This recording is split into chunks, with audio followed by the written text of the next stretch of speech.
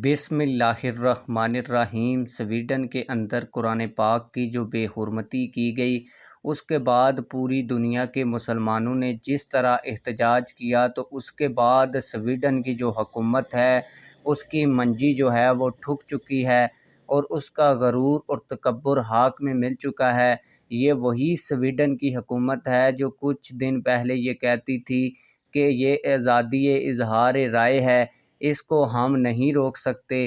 لیکن آپ لوگوں کو بتاتا چلوں کہ تحریک لبیک پاکستان کے زیر اہتمام کل جو پاکستان بھر میں احتجاجی ریلیاں ہوئیں، ان کے بعد یہ جو بڑی خبر ہے وہ آ چکی ہے، اور یہ جو بڑی خبر ہے یہ ہمیں ایک سینئر صحافی نے دی ہے۔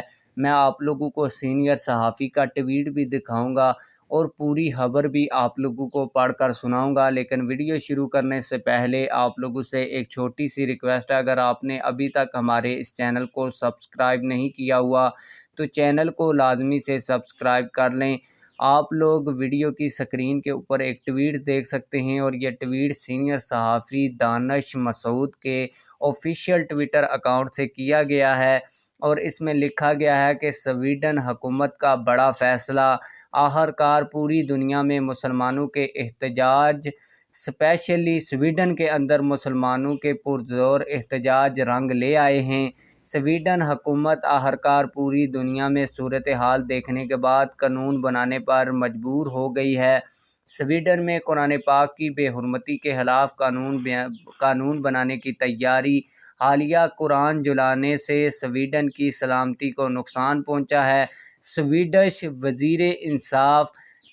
کے وزیر انصاف گنر اسٹومرو نے کہا ہے کہ سویڈن کی حکومت اس بات کا جائزہ لے رہی ہے کہ آیا وہ قرآن یا دیگر مقدس کتابوں کو نذر آتش کرنے کو غیر قانونی قرار دے سکتی ہے۔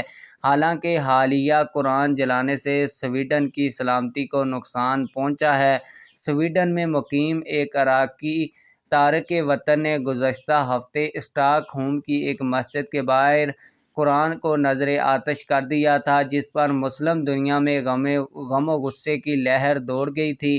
تحریک لبیک پاکستان نے بھی اس واقعے کی بھرپور مذمت کی تھی، اور یورپ کی جانب سے بھی اس واقعے کی مذمت کی گئی۔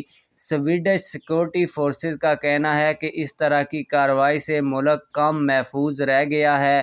پولیس نے رواں سال کے اوائل میں ہونے والے مظاہروں کے لیے متعدد درخواستوں کو مسترد کر دیا تھا، جن میں سیکیورٹی خدشات کا حوالہ دیتے ہوئے قرآن کو نذر آتش کرنا بھی شامل تھا۔ لیکن اس کے بعد عدالتوں نے پولیس کے فیصلے کو یہ کہتے ہوئے رد کر دیا تھا کہ اس طرح کے اقدامات کو سویڈن کے آزادی اظہار رائے کے قانون کے تحت تحفظ حاصل ہے۔ آپ لوگوں کی اس حوالے سے کیا رائے ہے؟ کمنٹ سیکشن میں ہمیں اپنی رائے سے ضرور آگاہ کیجیے گا۔ ملتے ہیں کسی اور ویڈیو میں۔ اللہ